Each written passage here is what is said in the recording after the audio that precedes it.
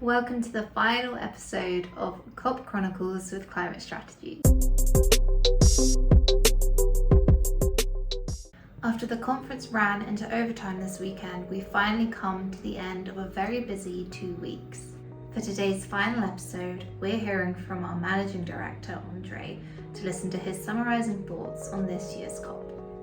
I'm speaking to you from Dahab, which is a resort town in Egypt, north from Sharm el-Sheikh, where I'm spending a couple of days to rest, reflect on the COP outcomes, but also enjoy the beauty of Egypt. This should be a summary of the COP27,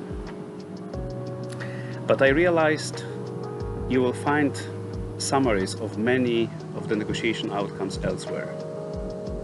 So I'd like to share one, I hope, major reflection after this COP, where I think this COP was quite groundbreaking.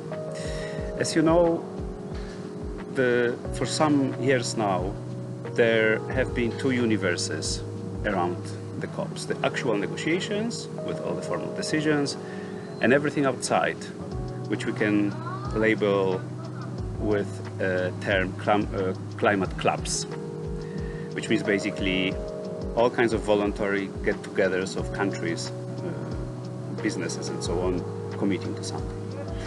And I think those outside COP negotiation initiatives have mushroomed because the COP process was so inefficient and slow. This year, after having participated in 15 COPs or so, for the first time, I have the impression that the COP formal process came closer, or very close, to real life on many areas.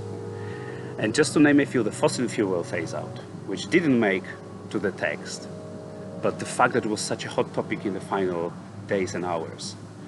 Then the just transition, which we know is an absolute necessity as a principle for transformation of economies worldwide, is now across many decisions, and there's even a special work program and annual ministerial roundtable.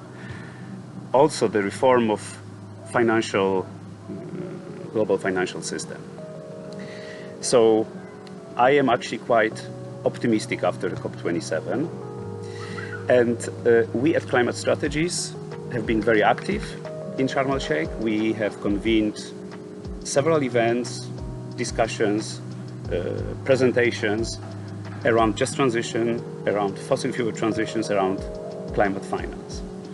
And I think the fact that the COP formal process, came so close to real life means that there will be a huge demand now for targeted, quick analysis to support several of those items so that they can be developed further, so that they can make into the formal decisions very soon. And on behalf of Climate Strategies, I would like to declare our readiness to get involved in that very quickly. So please reach out, and I hope we can make good decisions very soon.